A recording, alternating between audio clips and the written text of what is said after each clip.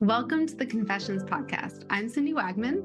And I'm Jess Campbell. We're two former in-house nonprofit pros turned coaches and consultants to purpose-driven organizations. After years of building up our separate six-figure businesses from scratch, we've thrown a lot of spaghetti at the wall and have lived to see what sticks. We're on a mission to help other nonprofit coaches and consultants looking to start or scale their own businesses past the six-figure mark by pulling back the curtain. Whether you're still working inside a nonprofit and thinking of one day going out on your own, or you've been running your consulting business for years, you understand that working with nonprofits is just different. We're giving you access to the business leaders who serve nonprofits as their clients. You know, the people who truly get it. No more gatekeeping, no more secrets. This podcast is going to give you an inside look at what running a successful nonprofit coaching and consulting business looks like. Basically, we're asking people how much money they make, how they get paid, and what has and hasn't worked in their businesses. Listen in as these leaders share their insights, their numbers, and the good, the bad, and the ugly when it comes to building a nonprofit coaching or consulting business. We're going to empower you to make the power moves that give you the income and freedom you set out to create from day one. You ready? Let's go. Hey, Jess. Hello. Today, we are pulling back the curtain on our own businesses in a way. I think the other day I was like looking back at the investments I've made in my business. I was like, wait a second. I feel like this is a podcast conversation. Yeah. Like both of us really believe in investing in ourselves and our business. Absolutely. Yes. Yeah. Yes. But my thought process around it has really changed. Mm-hmm. And even today I was like almost ready to press buy on something.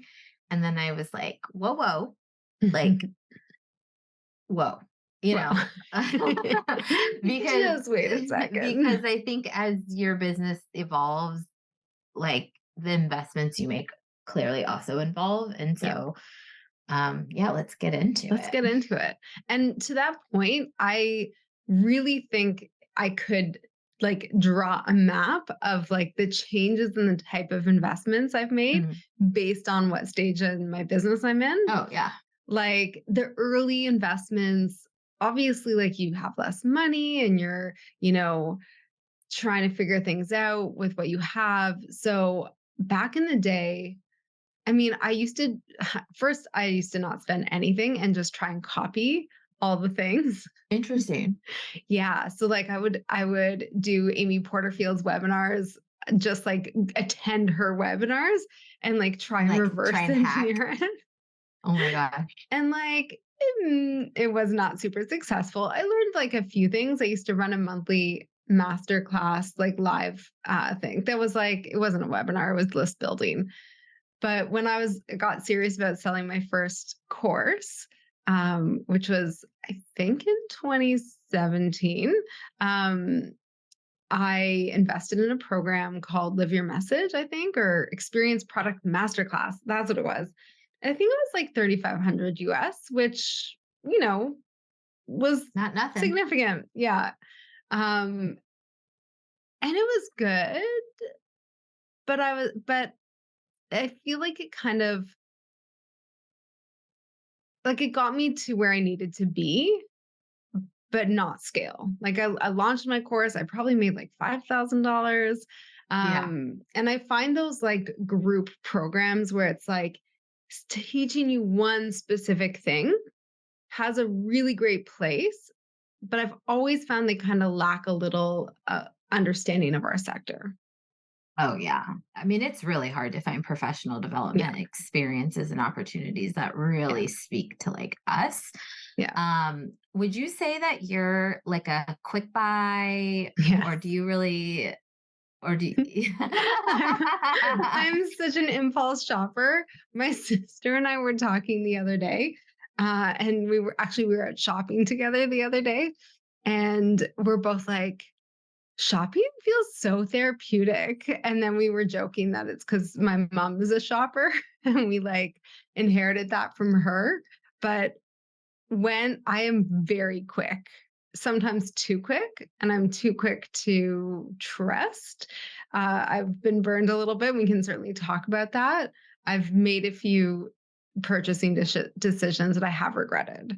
Mhm. Yeah. What's your style? Are you like trigger happy like me, or you Well, wait?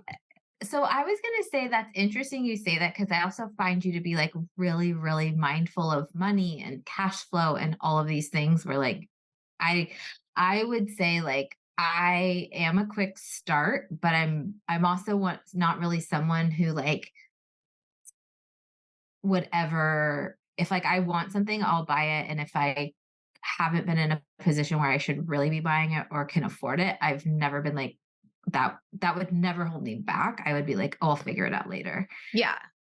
I mean, same, even though, yes, and you're right. I am like, I know my budgets, I know my Yeah. numbers, but I've always seen these as investments. There's literally been, I can count maybe two times where I Yeah. haven't felt like at least I've learned and grown and gotten something out of it. Right. Um, every other investment I've made, I don't see these as like expenses. I truly do see them as investments.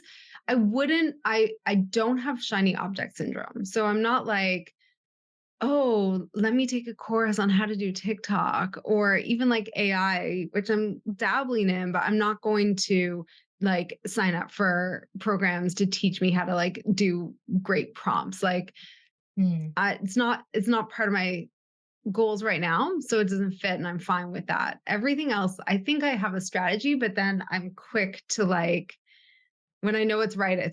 And I can and like I said, I've only been burned twice with that. Only. Only twice. Uh, But yeah. go ahead. No, no, it's like okay, so I would say yes, I agree. Like, I mean, listen, that's like a testament to good marketing and branding, which I think that you can like Which I'm also watch and learn susceptible from. to. Yeah, which hey is like a testament to whoever put that together. Yeah. I would say at the beginning, like it was such the Wild West. I mean, even you, because you were ahead of me when you started, it was all just about the education. Like I could not consume enough Yeah. education. And then it started to tilt towards this other place where it was like, okay, I need to stop learning and I need Hmm. to start doing. And then so that became where investments shifted to be less about the content and the information and the more about putting myself in circles where there's other people who are going to keep me accountable, blah, blah, blah.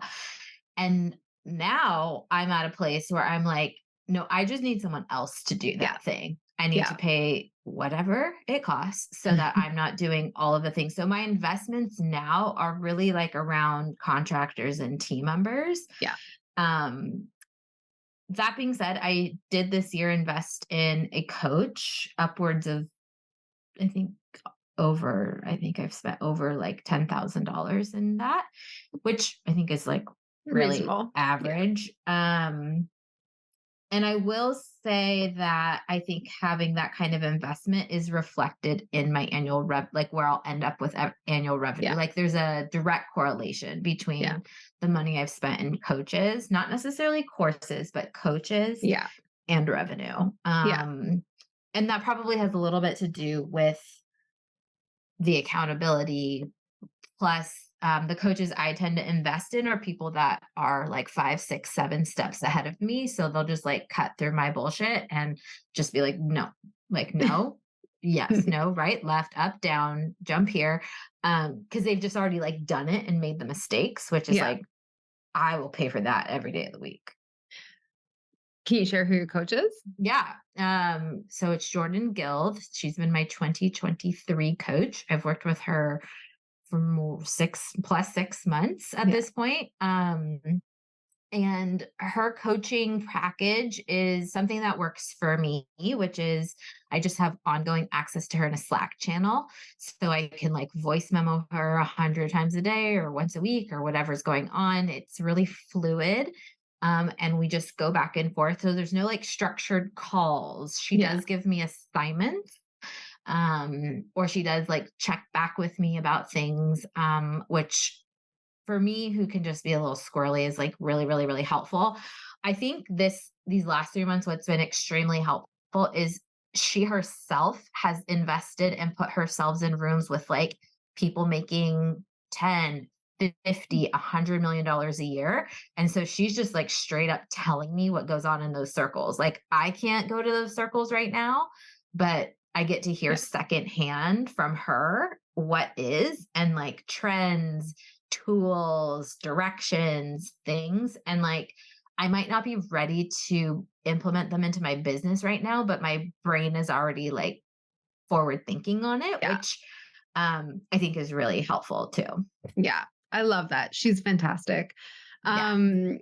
Yeah, no, I've definitely taken the same path in terms of, like I said, like before, I've done a lot of courses. So back in the day, I did like Amy Porterfield's List Builder Society, which, fun fact, I actually got a refund on because I did everything. This was, again, probably around 2018. And I was getting like no traction with stuff. Interesting. Again, not knowing the nonprofit audience. So the refund policies are just like, show us you've done the work and you'll get it. I was like, here is all the receipts. I have done everything. And like, I mean, it just goes to they show went. though, right? Like, Yeah. just goes to show. And she's like the queen of digital courses. And so I did also, oh my goodness, I'm blanking on his name, Business by Design. Oh, Oh, you love him. James Wedmore. I Oh, like him. I was thinking of the speech guy Oh, you Donald love. Miller. No, no, no, no, No, no. Colin Boyd. I'm telling you, I've done a lot of these things because I like to know how to do things, but they've all been because Business by Design, I wanted to like level up my course that I had run. And so that was good, but that was almost like too much. Mm. There's so much content in that program that I was like, whoa, this is like crazy. And then I wanted to do more speaking. So I invested in, I think it's called Sell from the Stage by Colin Boyd. Not my favorite program. I definitely learned a few good things, but one of the investments I'm actually starting tomorrow is, as the time of recording this, I'm actually hiring a coach to work with me on developing a keynote because I've been on stages, now I want a keynote and I don't want to do a course. I don't want to go through curriculum. I want someone to your point before, working with me one-on-one and just like helping take what's in my head and turning it into something really compelling and entertaining.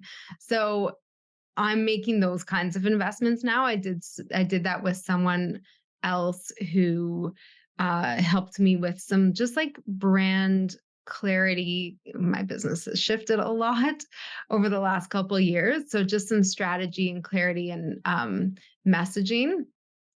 And then I'm also just outsourcing stuff, right? Like with my fractional fundraiser launch, I outsourced a ton of writing to you. You're not doing it anymore. So I'm working with the guy now, Mike Kim, and his team is basically creating my launch funnel.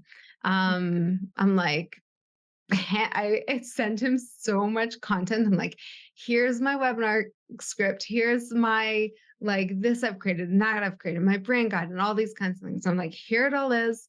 And he turned it into into a web page. And it was like glorious. So I'm just like, I want someone else. I'm the same as you. Like, I just want someone else to do it for me right now. Yeah. Yeah. Yeah. I mean, and I don't know if like you can start there all the time. I mean, I guess you could, but it would be challenging because No. you Yeah. have all the assets to pass on to someone now. And Yeah. like if you hadn't done it all before, like you would, I don't know, that would just be trickier Yeah. I to do agree. it. You need to have gone through the doing it yourself to even understand what you're Yeah. doing, like what's happening. But now that Yeah. I've done it, I want to level up and Yeah. bring in the big guns. Yeah. Well, he's an expert, and So good. our friends, Brooke and Rhea, just speak so highly of him. Yeah. So I'm Yeah. sure that you'll be in very good hands. So far, I've been really impressed, which has been great. But I do want to talk a little bit about the like not so good investments. So part of um, what have struggled with sometimes is like kind of being a little too trusting or enthusiastic. And so hired a copywriter uh, earlier this year and it just didn't work out. And I should have known, but they weren't a copywriter for businesses. So this again goes back to like finding the right fit of like someone who not only knows your sector, like they are from the nonprofit sector, but they're not a business writer. They're not a conversion writer. And it's different. And so I was like, sure, let's do it. Let's see. And it was not successful. So I walked away from that. I mean, I still got some stuff out of it, but I would say overall, not the investment. Like, I don't feel like I got a return, not even a financial return, but like any return on that investment. And so, what I learned when I went to replace them is like to build more process into the decision making to slow myself down. Because when I make a decision, I move quickly and I get excited. I'm like, great, let's do this. So when I was looking for another copywriter, I think I interviewed about I want to say 5 to 7 people. And I asked for examples specific to, business copy and all that. And like I said, I want tone, like, do you have examples of people you've worked with who you think have a similar tone to me and that kind of thing? So I really slowed down the process of decision making. And now I have someone, she just wrote my welcome sequence and oh my God, like she got it. She got it. Yeah. So, Which is so like so good. hard, right? When you're a business owner and you're just like, yeah, I just need someone with like a heartbeat, like alive, like that's like able to like go, Yeah. It's hard to slow down and like really find the right person. And so for me, one of the bigger investments I'm making in my business is hiring an OBM. And that's because like Yeah. I don't want to do any of what you just described. Like, no, I don't want to do it. I don't want to say I'm not capable, but I'm just like, I just move too fast. I'm too Yeah. impatient. And like, I will skip through the hoops and I don't want to for people I'm bringing onto my team. And Yeah. so Soraya's, her quite literal job is to do all that. Yeah. And Yeah. so I trust her immensely. She's like been such an asset already. And the goal with like bringing on Soraya at like her level is that by the time a draft, whether that's like a draft hire or a draft material gets to my desk, it should be like in its final review. Yeah. Yeah. And it's taken me 6 years to get to my business to like have a Soraya. So again, it's maybe not like the first or second person, but having those like stop gaps, Yeah. is really important. Yeah. I want to talk for a minute about the power of referral because as you talk about Soraya, I am Yeah. very familiar with Soraya. I've Yeah. never met her, but she's doing work with some of her other business buddies. And Yeah. my Kim came to me that way. And I just feel like it's so powerful to know that someone it's worked for someone, someone from our sector, someone who understands what we're doing. Like that is where I do feel like you can take shortcuts in the decision making because y- they're good. Like there's certain people I Totally. trust with referrals where I'm just like, yeah, if it's working for you, it's going to work for me. Totally. Yeah. That at the same time, it can go the other way, right? Like if a couple of you or one of you, has a negative experience with Ooh, someone, then or a coach or a program, and you voice that, that could be totally. not I don't want to say a downfall, but it could be the opposite effect. Let's Yeah. just say Yeah. that.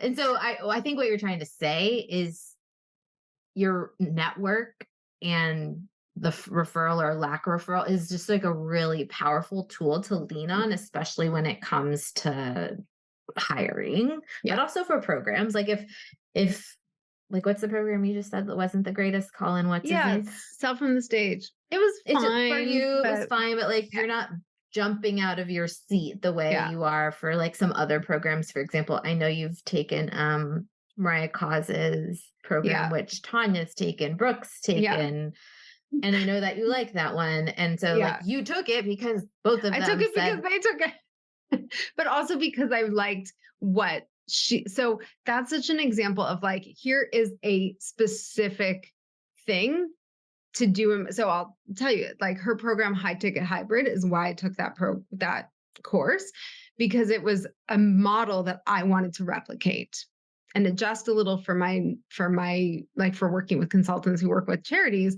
But like it was very much like a business, like a thing in a box, right? Like everything is figured out, it's all there, and it's just like watch and implement, watch and implement. And so I had the clarity based on their experiences, like, oh, I want this for my business. So that was like an easy yes. I think she had a wait list and then a like open cart early. And I was like one of the first ones in, because I was like, I knew I was ready. Right. But others I've definitely actually Colin Boyd's, I think I waited till the very end of the launch to get into it because I just was kind of like, I know I want this, but is this the best format or structure for me? And the reality is, I'd done enough speaking that it probably was too junior of a program. I really mm, did need more of one to one, but mm. I wasn't ready for that. I'll also say I think it's okay. Like what you said, I think you can get whatever return on investment you want out of each and every program, whether Yeah. that's like hiring someone that doesn't work. Great. Now you learn that you need a process to Yeah. like, I've joined programs where literally I've gotten what I've needed out of it in like the first group coaching call or the first lesson or the first module. And then I've just never gone back to it. And Yeah. not because like I probably couldn't, but I got what I needed. And I think the point that both of us are trying to make with investing in programs or people or coaches or whatever is sometimes paying the $1,500, $3,500, $10,000 is a faster and more effective path Yeah. than like joining on the free webinar and hacking your way backwards to try and learn or figure it out. Or, I mean, I've even been a part of programs sometimes because of not the content, but I just want to be in community with the other Mm, people in the program. yeah. And like, that's okay too. Or even like we have our Slack community now that is a paid place to be. And it didn't used to be that way, but the quality of folks that Yeah. are in there now, it's like completely transformed. And now we're in community with over 115 people that want to be in there Yeah. at like it's worth an investment. Yeah. I think that piece around community, like, yes, like there can be, I'm part of other free communities, and there's a lot of like, I was going to say dead weight, but I feel like that's mean. But there's just a lot of people who don't participate or who don't put in um, and contribute to the rest of us. And it feels like they're kind of just there to sort of watch or you know, take instead of give. Whereas I feel like once you invest, and actually, like, as you talk about Jordan Gill, I want to think about what's next for me for next year. And that something like that I think would be really great. But it's the people you're around and the people who are committed and invested in really leveling up their work. And to your point, like I think where you are in your business can also dictate the kind of community. So some might be broad. I mean, I just love your community, your Slack channel, because it's so many amazing people who are so caring and giving. But as you level up, you want smaller spaces with people who are you're going to spend a little bit more time with on your challenges, which is what we have our mastermind to do. So I think that I know for me, and we've talked about the mastermind on the podcast before, that community has been invaluable. Um, and so, yeah, thinking about like that's peers. I think to your point before, what's the like playing with people 6 steps ahead? That I Yeah. think is going to be my next big thing to figure out for 2024. What are Mhm. you thinking of for your own investments next year? Yeah, I've actually been thinking about it a bit lately because but I'll have to admit too, like while we're recording this, I am like definitely You're going dying. through like You're some sort of dying. burnout, which I think is past due given I'm going to Yeah. be 7 years in my business next year. So it was going to come in some way, Yeah. shape, or form. And so part of me is also like just wanting to invest in my rest, That's what you I did know? this year. Totally. Like Yeah. you totally did that this year. And I can see you on the other side, like gonna blast rocket to the Yeah. moon. So I've also been thinking about that a bit. Yeah. One of the things that I am investing in with my current team members is how I can work just not as hard for the money that I'm earning. I mean, I make great money, like there are no complaints, but I also think that I'm like working really hard for it and I don't need to be. And so it's Yeah. like, what investments can I make to not do all the things? Yeah. And I mean, I'm truly not that there's never more to learn, but like I don't really need anything else in the Yeah. education department. I almost feel like until I get some rest, I It's a would be distraction. well, and I Yeah. would be a poor candidate to even be with a coach right now because I would just Mm. like quite literally not do what I'm Yeah. assigned. Yeah. And so even that doesn't feel right. So I think that's what it's like a little bit more evergreen retention type of revenue Yeah. models, which is going to take a lot of rebuilding. Yeah. Um, so yeah, I guess investing in slowing down so that I can speed up later. Yeah. I have to say that was me this year. Um, like after I launched Fractional Fundraiser Academy, I took the summer. I had 2 or 3 coaching clients and I had my fractional fundraiser office hours once a week. And I really stepped back from the business and I have so much more focus and energy now. And I'm also trying to like leverage that slowness. So, I have like 5 things that I want to do in my business right now. And I'm really trying to take it one step at a time because Mm, very easily I could spend an extra 10 hours a week doing this other thing and adding this and adding that. And it's like, why? Why would I do that to myself? Let me do this and focusing on the high revenue, high impact yep, things first. So I'm launching my group program that's going to pay me more than the like $97 core or like workshop that I want to create. That $97 workshop can wait. That will come totally. in the new year or later in the fall, but I'm going to get the money in the door, do the work with the clients, and then build out the other things. So, yeah, I'm really trying to pace myself um, because it's so much better.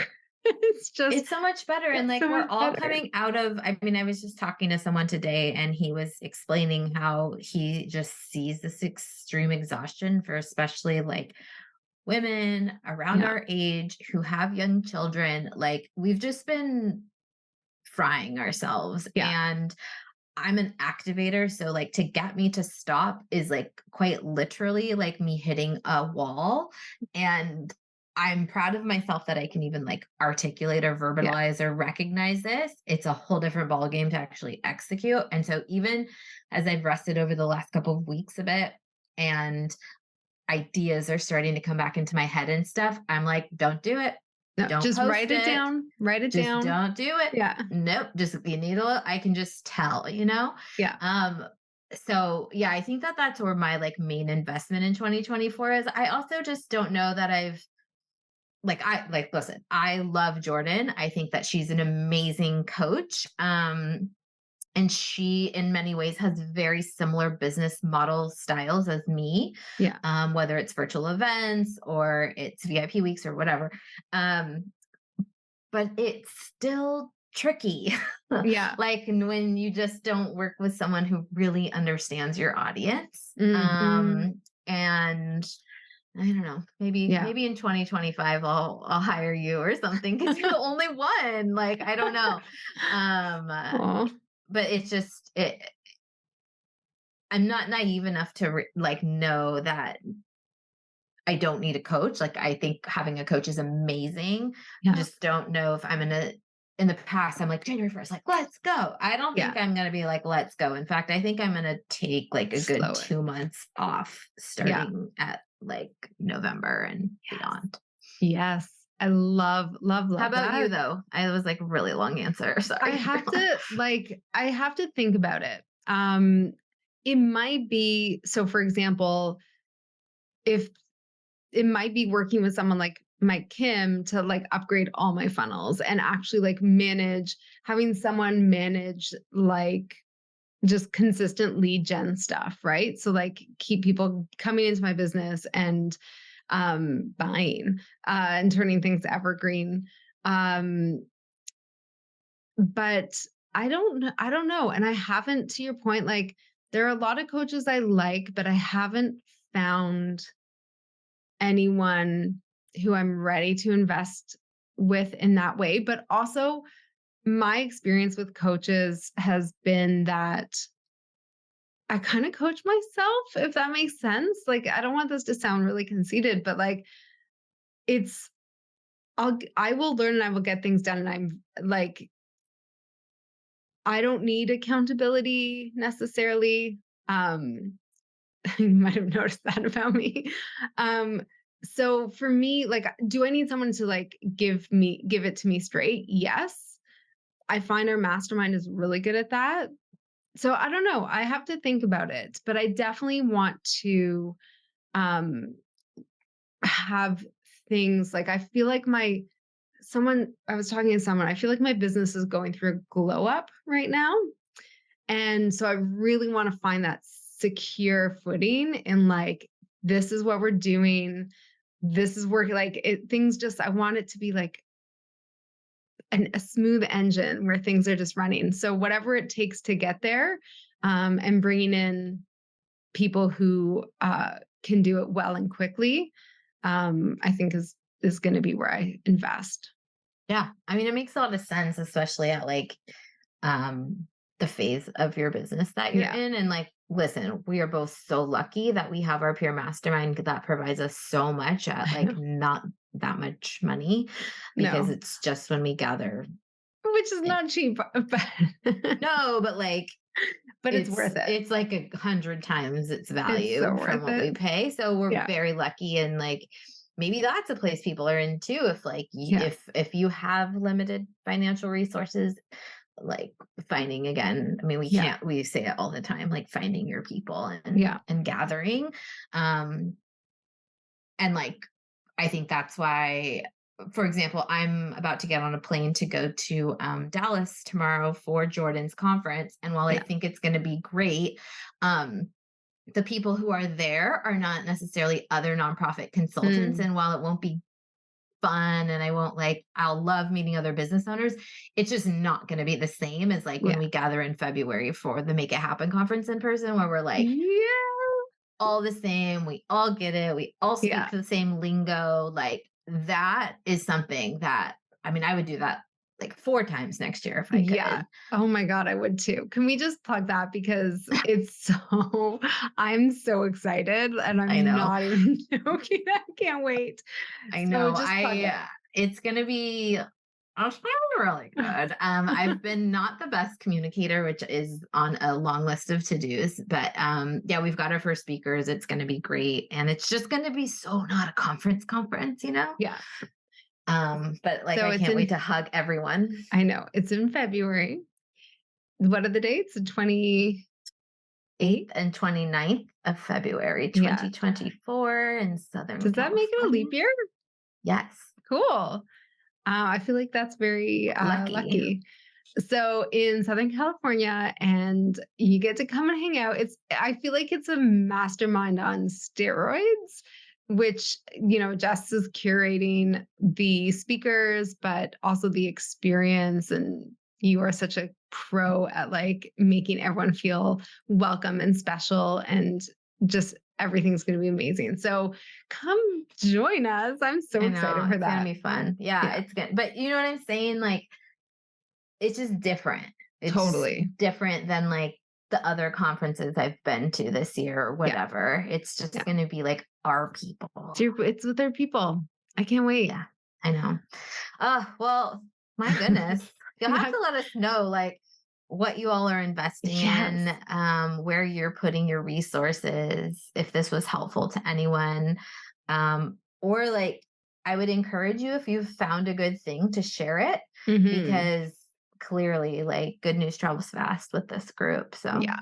Yeah. No, exactly. Share the wealth and resources, and let us know, what are you investing in? We'll see you next time. Thank you again for listening to the Confessions podcast for nonprofit coaches and consultants. If you enjoyed today's episode, which I sure hope you did, you can show your support in one of 3 ways.